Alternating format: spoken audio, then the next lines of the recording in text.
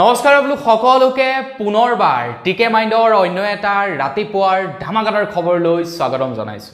অন্য দিনাৰ দৰে আজিও আপোনালোকৰ বাবে দিনটোৰ কেইবাটাও গুৰুত্বপূৰ্ণ খবৰ লৈ আহিছো। ভিডিঅ'টো প্ৰথমৰ পৰা শেষলৈকে চাই থাকিব। আগবেছজিৰ প্ৰথম খবৰটোৰ ফালে প্ৰথম খবৰটো ওলাই পৰিছে আমাৰ অসম চৰকাৰে যিসকল লোকক উচ্ছেদ কৰিছে তেওঁলোকৰ ওপৰতে। অসম চৰকাৰে ঘোষণা কৰিছে য'ৰ পৰা উচ্ছেদ হৈছে সেই ঠাইৰ ভোটাৰ তালিকাৰ পৰা এতিয়া নাম কাট খাব উচ্ছেদিতৰ। যিহেতু ঘৰ নাই গতিকে সেই মানুহৰ নাম এতিয়া ভোটাৰ তালিকাটো নাথাকে। কিন্তু যিসকল উচ্ছেদ হোৱা গাঁওখনতে ভাড়াঘৰ লৈ আছে তেওঁলোকক যদি ভাড়াঘৰৰ মালিকে লিখি দিয়ে যে এখেত 6 মাহ ধৰি মোৰ ভাড়াঘৰতে আছে তো তেখেতে ভোটাৰ তালিকাৰ নাম ভৰাব পাৰিব বা যি স্থানত আছে সেই স্থানৰ যদিহে গাঁওবুঢ়াই লিখি দিয়ে যে তেখেত স্থায়ী বাসিন্দা হয় তেতিয়া ভোটাৰ তালিকাত নাম অন্তৰ্ভুক্ত কৰিব পাৰিব বুলি জনাইছে। কিন্তু সেই স্থানত 6 মাহ দিন থাকিব লাগিব তেতিয়াহে তেখেতে ভোটাৰ তালিকাত নাম অন্তৰ্ভুক্ত কৰিব পাৰিব। মুঠতে প্ৰথমে ঘৰ গ'ল এতিয়া ভোটাৰ তালিকাৰ পৰা নামো তেওঁলোকৰ যাব। ইতিমধ্যে যিসকলক উচ্ছেদ কৰা হৈছে তেওঁলোকৰ নাম ভোটাৰ খচৰাৰ পৰা কৰ্তন কৰা হৈছে আৰু যিসকল লোকক উচ্ছেদ কৰা হ'ব তেওঁলোকৰ নামো ভোটাৰ তালিকাৰ পৰা কৰ্তন যাব বুলি জনাইছে। আগবাইছো ইয়াৰ পাছৰটো খবৰ ফালে ভাৰতৰ প্ৰধানমন্ত্ৰী নৰেন্দ্ৰ মোদী ডাঙৰীয়া আকৌ আহিব 18 ফেব্ৰুৱাৰীত আমাৰ অসমলৈ। তো 2025 চনৰ প্ৰথমটো যাত্ৰা হ'ব প্ৰধানমন্ত্ৰী নৰেন্দ্ৰ মোদী ডাঙৰীয়াৰ অসম ভ্ৰমণ। তো অসমলৈ আহি তেখেতে 18 ফেব্ৰুৱাৰী তাৰিখৰ দিনাখন কলিয়াবৰত এলিভেটৰ কৰিডৰৰ আধাৰশিলা স্থাপন কৰিব বুলি জনাইছে।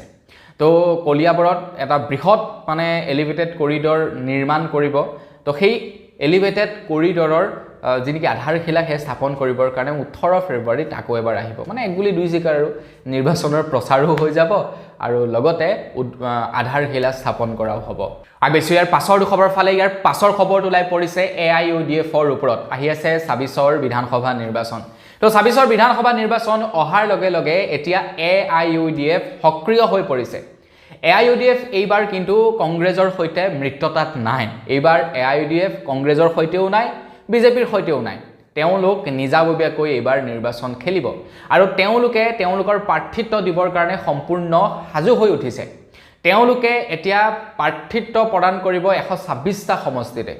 আৰু AIUDFৰ ফালৰ পৰা কৈছে যে AIUDFৰ পৰা যদি কোনোবাই টিকট ল'ব বিচাৰে 50,000 টকাৰ ড্ৰাফট কৰ্তন কৰিব লাগিব আৰু AIUDFৰ টিকটৰ বাবে আবেদন কৰিব পাৰিব বুলি জনাইছে। তেওঁলোকে মুকলিকৈ কৈছে যে AIUDFৰ পৰা টিকট ল'বৰ কাৰণে 50,000 টকা ড্ৰাফট কাটিব লাগিব। ঠিক তেনেকৈ কংগ্ৰেছেও লৈছে। কংগ্ৰেছে 25,000 টকাকৈ লৈছে নেকি 50,000 টকাকৈ লৈছে হ'বলা কংগ্ৰেছৰ টিকটৰ বাবে। নিউজতো ওলাই আছে 2 কোটি 3 কোটি লৈছে বুলি, কিন্তু তেওঁলোকে কোৱা মতে 50,000 টকাকৈ লৈছে টিকট ক্ৰয় কৰিবৰ বাবে বা টিকট আবেদন কৰিবৰ বাবে। আগবেছো ইয়াৰ পাছৰটো খবৰ ফালে ইয়াৰ পাছৰ খবৰটো ওলাই পৰিছে উত্তৰ প্ৰদেশৰ পৰা। তো উত্তৰ প্ৰদেশত ভোটাৰ তালিকাৰ ফাইনেল লিষ্ট জাৰি কৰি দিয়া হ'ল আৰু ভোটাৰ তালিকাৰ পৰা প্ৰায় 3 কোটি মানুহৰ নাম কৰ্তন গৈছে বুলি খবৰ ওলাইছে উত্তৰ প্ৰদেশৰ পৰা। খবৰ লোৱা অনুসৰি উত্তৰ প্ৰদেশত প্ৰকাশ পালে ভোটাৰ তালিকাৰ বিশেষ সংশোধনী খচৰা। ভোটাৰ তালিকাৰ পৰা কৰ্তন হ'ল 3 কোটি ভোটাৰৰ নাম। ভোটাৰ তালিকাৰ বিশেষ সংশোধনী খচৰাত বৈধ ভোটাৰ হিচাপে চিনাক্ত কৰা হৈছে 12,55,56,000 ভোটাৰ। 6 জানুৱাৰীৰ পৰা 27 ফেব্ৰুৱাৰী পৰ্যন্ত দাখিল কৰিব পাৰিব আপত্তি। ফাইনেল খচৰাখন জাৰি কৰা হৈছে। কাৰোবাৰ যদি নাম অহা নাই 6 জানুৱাৰীৰ পৰা 27 ফেব্ৰুৱাৰী পৰ্যন্ত আবেদন কৰিব পাৰিব। উত্তৰ প্ৰদেশত 3 কোটি মানুহৰ নাম ভোটাৰ তালিকাৰ পৰা কৰ্তন গৈছে। আমাৰ যথেষ্ট আৰু উত্তৰ প্ৰদেশত যথেষ্টখিনি মানুহৰ নাম কৰ্তন গৈছে বুলি ক'ব পাৰি। আৰু যিখিনি মানুহৰ নাম কাটিছে তো তেওঁলোকৰ কাৰোবাৰ হয়তো কোনো এজন ব্যক্তিৰ নাম 2-3টা জেগাত আছে, কোনোবা হয়তো মৃত্যু হৈ গ'ল তাৰ পাছত তেওঁলোকৰ নাম অন্তৰ্ভুক্ত হৈ আছে, কোনোবাৰ হয়তো ভুৱা ভোটাধিকাৰী তো তেওঁলোকৰ নামবিলাক কৰ্তন কৰা হৈছে। আগবেছো ইয়াৰ পাছৰটো খবৰ ফালে খবৰ ওলাই পৰিছে দক্ষিণ কামৰূপৰ পৰা। দক্ষিণ কামৰূপত হয় এটা ৰেল দুৰ্ঘটনা। ৰেল দুৰ্ঘটনাত এজন যুৱকৰ মৃত্যু হয় বুলি খবৰ ওলাই পৰিছে। খবৰ লোৱা অনুসৰি দক্ষিণ কামৰূপৰ কুকুৰমাৰাত শোকাব দুৰ্ঘটনা। ৰেলৰ খুন্দাত নিহত এজন যুৱক। নিহত যুৱক দীপক দাস, 30 বছৰীয়া দীপক দাসৰ মৃত্যু হোৱা বুলি খবৰ ওলাই পৰিছে। গোৱালপাৰাৰ পৰা গুৱাহাটী অভিমুখে গৈ আছিল সেই ৰেলখন আৰু সেই ৰেলৰ খুন্দাত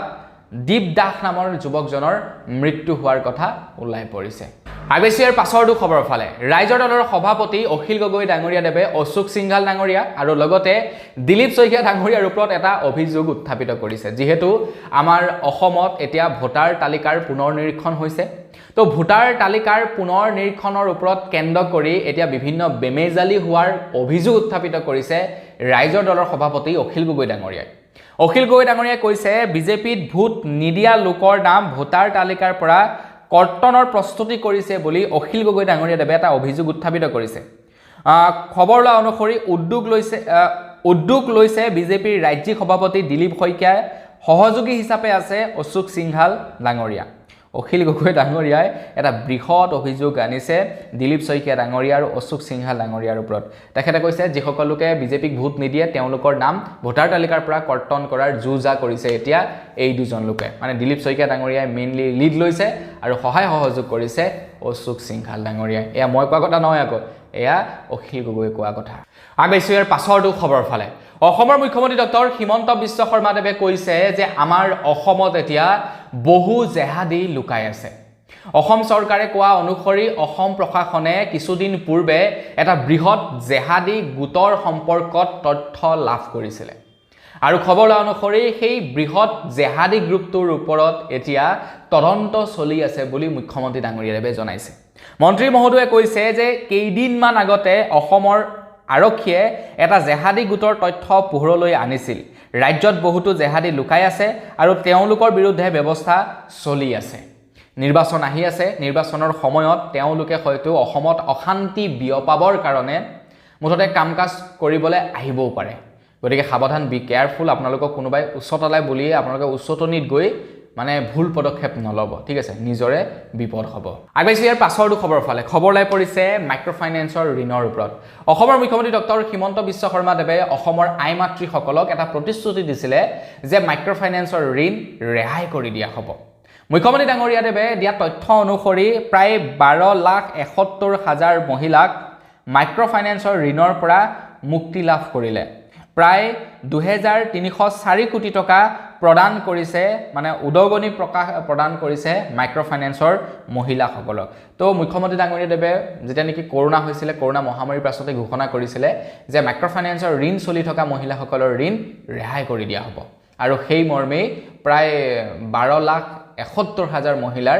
ঋণ ৰেহাই কৰি দিয়া হয় বুলি তথ্য দাঙি ধৰিছে আগবাইছোঁ ইয়াৰ পাছৰটো খবৰ ফালে অসম কেবিনেটৰ 9 জানুৱাৰী তাৰিখৰ দিনাখন এখন বৈঠক হ'ব মানে অসম কেবিনেটৰ বৈঠক হ'ব 9 জানুৱাৰী তাৰিখৰ দিনাখন আৰু 9 জানুৱাৰী তাৰিখৰ দিনাখন অৰ্থাৎ অসম কেবিনেটৰ পাছতেই অসম চৰকাৰে এজন বিশেষ অধিবক্তাক নিয়োজিত কৰিব জুবিনদাৰ হত্যাৰ তদন্ত কৰিবৰ কাৰণে মানে আইনী যুঁজ কৰিবৰ কাৰণে এজন অধিবক্তাক নিয়োজিত কৰিব বুলি জনাইছে মানে এজন উকিলক নিয়োজিত কৰিব 9 জানুৱাৰীত কেবিনেটৰ পাছত বিশেষ চৰকাৰী অধিবক্তা নিয়োগ কৰা হ'ব জুবিন গাৰ্গৰ মৃত্যুৰ গোচৰৰ তদন্তক লৈ মুখ্যমন্ত্ৰী হিমন্ত বিশ্ব শৰ্মা দেৱৰ ইয়া ঘোষণা 9 তাৰিখৰ দিনাখন যি কেবিনেট হ'ব কেবিনেটৰ পাছতেই এজন মানে আমাৰ চৰকাৰী অধিবক্তাক নিয়োজিত কৰিব অলৰেডি এজন চৰকাৰী অধিবক্তা আছে তাৰ উপৰিও আৰু এজন অধিবক্তাক নিয়োজিত কৰিব আৰু লগতে গৰিমা বয়েও ব্যক্তিগতভাৱে এজন চৰকাৰী অধিবক্তাক নিয়োজিত কৰিছে গতিকে তিনিওজনে মিলি এতিয়া জুবিনদাৰ ঘটনাৰ সৈতে তেওঁলোকে উকালতি কৰিব আগবাইছোঁ ইয়াৰ পাছৰটো খবৰ ফালে এইবাৰ আমাৰ অসমত আলু খেতি ভাল হৈছে আলু খেতি ভাল হোৱাৰ কাৰণে এইবাৰ আলুৰ দাম যথেষ্ট পৰিমাণৰ কমিছে বাহিৰা ৰাজ্যৰ পৰা আলু হুৰাহুৰে আহিবলৈ লৈছে আমাৰ অসমলৈ মানে কি হৈছে ঘটনাটো এনেকুৱা সবফালে আলু এইবাৰ খেতি ভাল হৈছে যাৰ কাৰণে নেকি এইবাৰ আলু মানে সবফালে এভেইলেবল হোৱাৰ কাৰণে আলুৰ দাম পৰ্যায়ক্ৰমে কমি গৈছে বৰ্তমান সময়ত মানে খেতিয়কে পাৰ কিলো আলুত পাইছে মাত্ৰ 7 টকা 8 টকা তাতকৈ বেছি পোৱা নাই কিন্তু তেওঁলোকে পাৰ কিলো আলু উলিয়াবৰ কাৰণে 10-15 টকা খৰচা কৰিব লগা হৈছে মুঠৰ ওপৰত এইবাৰ খেতিয়কসকলৰ ভাৰী লোকচানৰ সন্মুখীন হ'ব লগা হৈছে তো সেই সময়তে খবৰ ওলোৱাই পৰা অনুসৰি উন্নয়নৰ গংগা বোৱা অসমত খেতিয়কে আলু ৰাস্তাত পেলাই দিব লগা হৈছে হদিয়াত আলু খেতিয়কসকলৰ প্ৰতিবাদ কৰা দেখিবলৈ পোৱা গ'ল মানে তেওঁলোকে খেতি কৰিছে ঠিকেই আলু উৎপাদনো কৰিছে ঠিকেই কিন্তু তেওঁলোকে সেই বজাৰখন পোৱা নাই চৰকাৰৰ ফালৰ পৰা সেই সুবিধাটো পোৱা নাই এতিয়া আলুবিলাকৰ এইটো সিজন তো সিজনত আলুৰ দাম ইমান নাথাকে যদি চৰকাৰে উপযুক্ত মানে কোল্ড হাউস বনাই দিলেহেঁতেন তাত খেতিয়কসকলে আলুখিনি ষ্টক কৰি ৰাখিব পাৰিলেহেঁতেন আৰু যেতিয়া আলুৰ নাটনি হ'লহেঁতেন তেতিয়া আলু উলিয়াই দিব পাৰিলেহেঁতেন বাহিৰৰ বেপাৰীবিলাকে সেইটোতো কৰে ন তেওঁলোকে আলুখিনি ষ্ট'ৰ কৰি থৈ দিয়ে আৰু যেতিয়া নেকি আলুৰ দাম বাঢ়িব তেওঁলোকে আলু মাৰ্কেটত উলিয়াই দিয়ে তো তেনেকৈ আমাৰ অসমৰ যদি খেতিয়কেও কৰিব পাৰিলেহেঁতেন যথেষ্ট লাভ পালেহেঁতেন কিন্তু এতিয়া কম দামতে বিকিব লগা হৈছে আগবাইছোঁ ইয়াৰ পাছৰটো খবৰ ফালে খবৰ লাই পৰিছে মীৰা বৰঠাকুৰৰ ওপৰত এইবাৰ মীৰা বৰঠাকুৰেও দিলীপ শইকীয়া ডাঙৰীয়াৰ ওপৰত অভিযোগ দিয়া দেখিবলৈ পোৱা গ'ল তো ভোট চুৰিৰ ওপৰত অখিল গগৈ ডাঙৰীয়া দেৱেও অভিযোগ উত্থাপিত কৰিছে এইবাৰ মীৰা বৰঠাকুৰেও দিলীপ শইকীয়া ডাঙৰীয়াৰ ওপৰত অভিযোগ উত্থাপিত কৰিছে মীৰা বৰঠাকুৰে কৈছে দিলীপ শইকীয়াই ভোট চুৰ কৰিবলৈ বিষয়াসকলক যি দায়িত্ব দিছে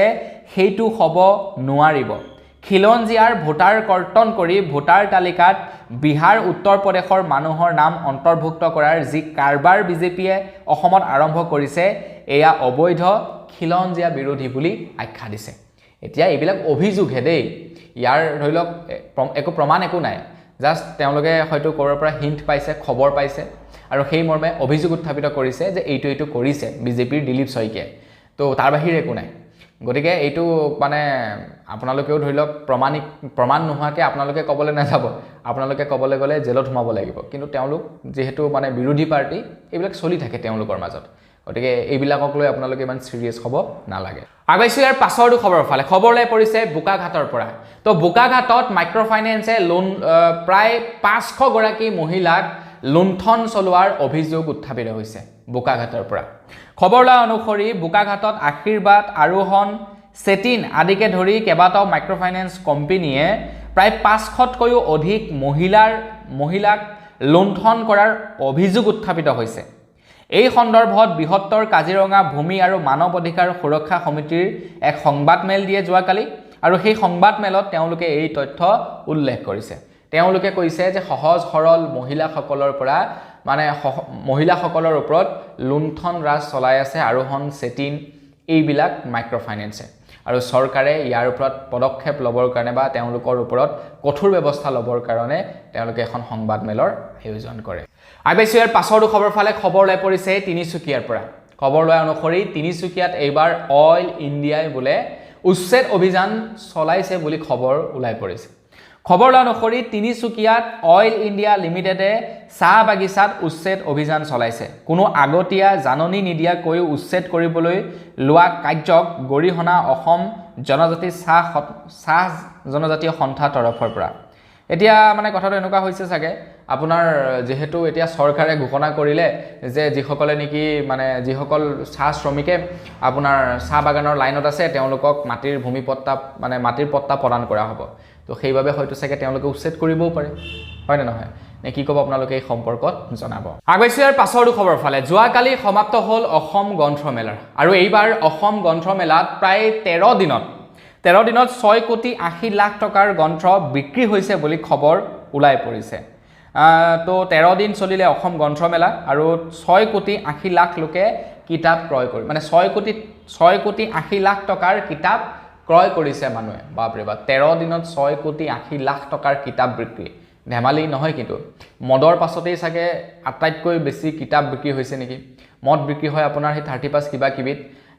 তো ধেৰ মানে বহু কোটি কোটি টকাৰ মদ বিক্ৰী হয় তাৰ পাছতে হয়তো কিতাপ চাগে ইমান বেছিকৈ মানে বিক্ৰী হৈছে মানে ক'বলৈ গ'লে এইটোৱে কিতাপ পঢ়া মানুহ এতিয়াও আছে মানে জ্ঞানী মানুহ বহুত আছে আমাৰ অসমত আগবাইছোঁ ইয়াৰ পাছৰটো খবৰ ফালে ইয়াৰ পাছৰ খবৰটো ওলাই পৰিছে বৰপেটাৰ পৰা বৰপেটাত বাঢ়িছে প্ৰচণ্ড শীত আৰু তাৰ কাৰণে বৰপেটাত এতিয়া 10 জানুৱাৰীলৈকে চৰকাৰী বেচৰকাৰী সকলো বিদ্যালয়ৰ বন্ধৰ ঘোষণা কৰিছে যোৱাকালিতো আপোনাৰ 12 মান বজালৈকে অত্যাধিক কুঁৱলী পৰি আছিলে মানে এনেকুৱা লাগিছিলে ৰাতিপুৱা হৈ আছে নেকি 12 মান বজাত এটামান বজাত মানে লাহেকৈ পোহৰটো ওলাবলৈ আৰম্ভ কৰিছে বৰ প্ৰচণ্ড শীত পৰিছে তো সৰু ল'ৰা ছোৱালীসকল আৰু বয়োজ্যেষ্ঠসকলৰ কাৰণে অকণমান এইয়া ক্ষতিগ্ৰস্ত মানে অলপ মানে ভয়ানক গতিকে সাৱধান থাকিব নহ'লে ক্ষতি হ'ব পাৰে আগবাইছোঁ ইয়াৰ পাছৰটো খবৰ ফালে এটা মাছ বাৰু কিমান টকাত বিক্ৰী হ'ব পাৰে আপোনালোকৰ কিবা আইডিয়া আছেনে কমেণ্ট ছেকশ্যনত জনাওকচোন জাপানত এটা টুনা ফিছ বিক্ৰী হৈছে 29 কোটি টকা এটা টুনা ফিছৰ দাম বাৰু এনেও বহুত বেছি কিন্তু 29 কোটি টকা অলপ বেছিয়ে নহ'লনে বাৰু 29 কোটি টকাত এটা টুনা ফিছ বিক্ৰী হৈছে জাপানত আৰু ই এটা বিশ্ব ৰেকৰ্ড গঢ়িবলৈ সক্ষম হৈছে 29 কোটি টকাৰ মূল্যত বিক্ৰী হৈছে এটা টুনা ফিছ আৰু যিটোৱে নেকি বিশ্বজুৰি চৰ্চা লাভ কৰিছে বুলি খবৰ ওলাই পৰিছে ইয়াৰ কিমান ওয়েট আছিলে এই সম্পৰ্কে মানে খবৰ দিয়া নাই কিন্তু কিমান টকাত বিক্ৰী হৈছে সেই সম্পৰ্কেহে খবৰ পাইছো আগবাইছো ইয়াৰ পাছৰটো খবৰ ফালে ইয়াৰ পাছৰ খবৰটো ওলাই পৰিছে গুৱাহাটী মহানগৰীৰ পৰা গুৱাহাটী মহানগৰীৰ প্ৰায় 38 গৰাকী প্ৰধান শিক্ষকলৈ কাৰণ দৰ্শোৱাৰ জাননী জাৰি কৰিলে খবৰ অনুসৰি মহানগৰীৰ 38 গৰাকী প্ৰধান শিক্ষকলৈ কাৰণ দৰ্শোৱাৰ জাননী প্ৰেৰণ কামৰূপ মহানগৰীৰ IS দীপিকা চৌধুৰীৰ খবৰ অনুসৰি বিভাগীয় নিৰ্দেশনা অমান্য কৰিছিলে তেওঁলোকে আৰু যাৰ কাৰণে নেকি চৌকছ নটিচ জাৰি কৰা হৈছে মানে কাৰণ দৰ্শোৱাৰ জাননী জাৰি কৰা হৈছে কি কাৰণে তেওঁলোকে সেই কামটো কৰিলে মানে কি এই মানে যেটো বিভাগীয় তেওঁলোকে নিয়ম অমান্য কৰিলে এই নিয়মটো কিয় অমান্য কৰিলে মানে তো সেই সম্পৰ্কে তেওঁলোকে এতিয়া মানে কাৰণ দৰ্শাব লাগিব তেওঁলোকে ৰিপ্লে কৰিব লাগিব আবেদন লিখিতভাৱে দিব লাগিব যে এইটো কাৰণে এই কামটো কৰিলো তো তেওঁলোকলৈ কাৰণ দৰ্শোৱাৰ জাননী জাৰি কৰিছে আগবাইছো একেবাৰে শেষৰ খবৰটোৰ ফালে একেবাৰে শেষৰ খবৰটো ওলাই পৰিছে বাবু আঁচনিৰ ওপৰত তো আপোনালোকৰ ঘৰত যদি পোষ্ট গ্ৰেজুৱেট আৰু গ্ৰেজুৱেট যদি ষ্টুডেণ্ট আছে তো তেওঁলোকক এতিয়া অসম চৰকাৰে জানি আপোনালোকে পইচা প্ৰদান কৰিব হয় নহয় তো তেওঁলোকক বাবে বাবু আঁচনি মুকলি কৰিছে আৰু সেই বাবু আঁচনিৰ ফৰ্ম ফিলআপ ইতিমধ্যে আৰম্ভ হৈ গৈছে খবৰ অনুসৰি বাবু আঁচনিৰ সুবিধা কোন লোকে লাভ কৰিব সেই সম্পৰ্কে আপোনালোকে জানি থওক ছাত্ৰজনৰ পৰিয়াল অসমৰ স্থায়ী বাসিন্দা হ'ব লাগিব ছাত্ৰজন স্নাতক বা স্নাতকোত্তৰ বৰ্ষৰ নিয়মীয়া ছাত্ৰ-ছাত্ৰী হ'ব লাগিব পৰিয়ালৰ বছৰি আয় 4 লাখ টকাতকৈ কম 4 লাখতকৈ অধিক হ'ব নোৱাৰিব ছাত্ৰজন বিবাহিত হলে লাভ নকৰিব এই আঁচনিৰ সুবিধা বাণীকান্ত কাকতি মেধা বঁটা পোৱা ছাত্ৰই নাপাব এই আঁচনি জীৱন প্ৰেৰণা আঁচনি পোৱা ছাত্ৰয়ো নাপাব এই আঁচনিৰ সুবিধা গতিকে কেইটামান টাৰ্ম এণ্ড কণ্ডিশ্যন বান্ধি দিছে আৰু সেই টাৰ্ম এণ্ড কণ্ডিশ্যন অনুসৰিহে ছাত্ৰ-ছাত্ৰীসকলক পইচা বিতৰণ কৰা হ'ব ছাত্ৰীসকলটো নহয় ছাত্ৰীসকলকতো মইনা নিযুত আঁচনিৰ জৰিয়তে পইচা দিয়ে আছে ছাত্ৰসকলক বাবু আঁচনিৰ জৰিয়তে পইচা দিব তো বন্ধু-বান্ধৱীসকল বস আজি ভিডিঅ জনাবলগীয়া খবৰ ইমান কেইটা আছিল খবৰ কেইটা জানি কেনে পালে কমেন্ট সেকশনত জনাব যদি ভাল লাগিল লাইক এটা কৰি দিব চেনেল যদি সাবস্ক্ৰাইব কৰা নাই সাবস্ক্ৰাইব কৰি ল'ব পুনৰ এটা লগ পোৱাৰ সৈতে বিদায় মাগিছো ধন্যবাদ জয় অসম